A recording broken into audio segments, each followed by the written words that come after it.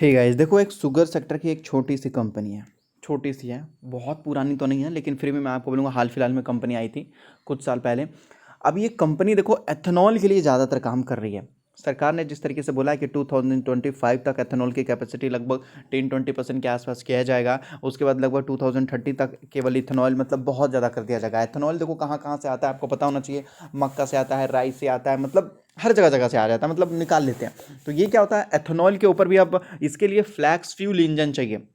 अगर आपके पास जो कार है, बाइक है, कुछ भी है, तो उनमें फ्लैक्स फ्यूल इंजन चाहिए जो दोनों यहाँ पर डल सके। तो उस तरीके से तो सरकार ने एथेनॉल के लिए भी बहुत ज़्यादा मैं आपको बोलूँगा पैसा डाला है, और ये सारा जो है भारत को मिलता है, पैसा सारा भारत को पैसा मिलता है। कंपनी का नाम है विश्वराज शुगर इंडस्ट्री। तो ये कंपनी है जो इथेनॉल सप्लाई करती है, लेकिन इन्होंने बताया कि इथेनॉल और हम और ज़्यादा सप्लाई करेंगे। मतलब पहले मान लेते हैं कि 10 लीटर था, अब बोल रहे हैं कि भाई मैं 15 कर दूंगा या 20 के आसपास कर दूंगा, मतलब अपनी कैपेसिटी बढ़ा रहे हैं एथेनॉल में। और अगर हम देखते हैं तो पिछले एक साल में इस कंपनी ने 28% का प्रॉफिट दिया। ये देखोगे तो स्टॉक आया था केवल 12 रुपीज़ पे, केवल 12 रुपये के आसपास ये शेयर आया था। और 12 रुपये के आसपास ये थोड़ा ऊपर गया था 50% के आसपास, और फिर देखो इसमें लगभग आपको 30% का लॉस भी था। और नीचे से देखते हैं तो ये स्टॉक्स लगभग 200-250% का रिटर्न तो दिया था यहाँ पर, 255% के आसपास। और अभी अगर देखते हैं हाल फिलहाल में तो ये स्टॉक्स लगभग ऊपर से काफ़ी ज़्यादा गिर चुका है। पिछले महीने में जब बाजार टूट रहा था तो ये स्टॉक्स भी लगभग कम से कम 16% टूट चुका है।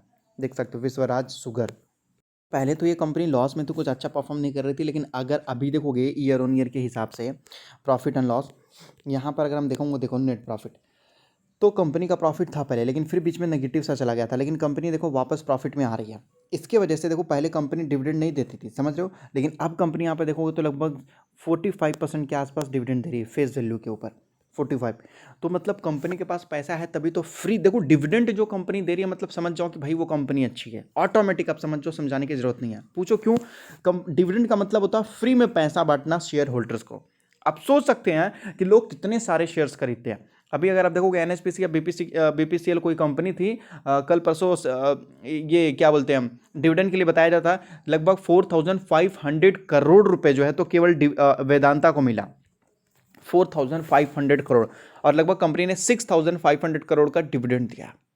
सोच लो, मतलब 6000-7000 करोड़ के आसपास तो इनके पास पैसे आते हैं। ये क्या होता है, फ्री का कैश फ्लो होता है, ज़्यादा इस पैसे को यूज़ होता नहीं, आराम से मिल बांट के खाओ, समझ रहे हो, ये होता है कंपनी में। तो लगभग ये अभी कंपनी डिविडेंड देना भी स्टार्ट करी है। पहले मैं आपको दिखा भी दे रहा हूँ, देखो बीच बीच में लॉस में भी कंपनी चली जाती है शुगर सेक्टर में। तो अभी सरकार की वजह से ये कंपनी थोड़ी बहुत बेनिफिट में जा रही है, फिर भी ज़्यादातर हिस्सेदारी पब्लिक के पास ही है। ज़्यादातर 63% के आसपास है, हालांकि 64% था पिछले क्वार्टर में, तो अभी थोड़ी सी हिस्सेदारी किसी ने खरीद लिया करके। हाँ, किसने खरीदी है? डोमेस्टिक वालों ने 1% के आसपास हिस्सेदारी खरीदने की कोशिश किया। पहले तो 0% था यहाँ पर इनके पास, समझ लो।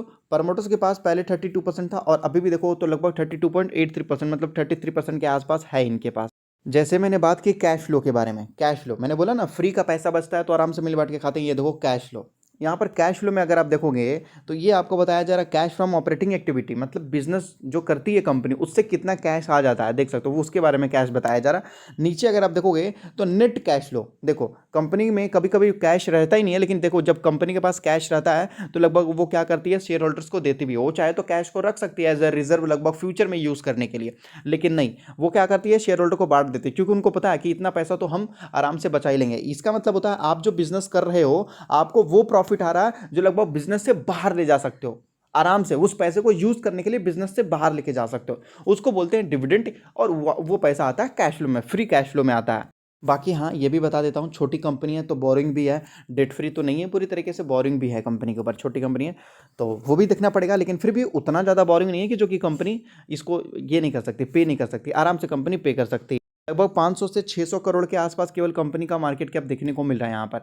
तो इस कंपनी ने अपने एथेनॉल प्रोडक्शन के लिए लगभग बताया है कि हम अपनी कैपेसिटी को डबल करने वाले हैं, समझ रहे हो, कैपेसिटी को डबल करने वाले हैं। तो मॉर्निंग का टाइम यहाँ पर देखो 9 o'clock होने वाला है, तो बस मैं आपको यही इशारा दे रहा हूँ, अगर आपने ये स्टॉक खरीद रखा है तो आप इस स्टॉक्स को होल्ड कर सकते हैं, खबर अच्छी है, बेचने वाली बात नहीं है। बाकी अगर आपने नहीं खरीदा है तो कोई दिक्कत की बात नहीं, आप इग्नोर भी कर सकते हैं अगर आपने नहीं खरीदा है तो, ठीक है। मैं बोलूँगा एक बार आप चेक कर लो, मैं आपको खरीदने और बेचने के लिए नहीं बोल रहा हूँ, मैं आपको बता रहा हूँ कि कंपनी ने क्या बताया। इवनिंग में या तो फिर 10 o'clock के आसपास एक खबर आपको बाहर आते हुए नजर आ जाएगी, सही है, 10 o'clock के आसपास, तो तब तक हो सकता है कि स्टॉक्स आपको भागते हुए भी नजर आ जाए, सही है। तो तब तक तैयार रहिएगा और कुछ नहीं। और अगर आप स्टॉक मार्केट में नए हो तो अपना डीमेट अकाउंट एंजल में ओपन कर सकते हो, जहाँ पर आप एनएससी बीएससी म्यूचुअल फंड कुछ भी खरीद सकते हो।